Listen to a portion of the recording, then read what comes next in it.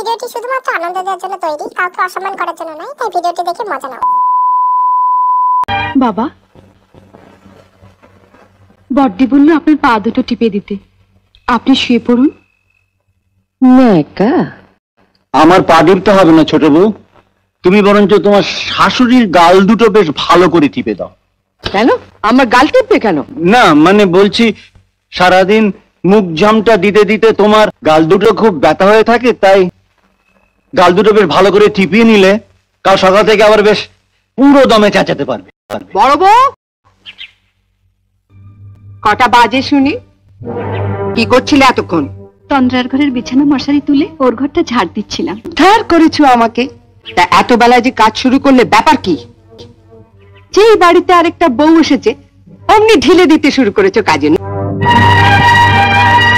কাল রাতে রাজুর জ্বর এসেছিল, ভালো ঘুম হয়নি, তাই উঠতে একটু দেরি হয়ে গেল মা। সব নাকা নাকা কথা ছাড়ো।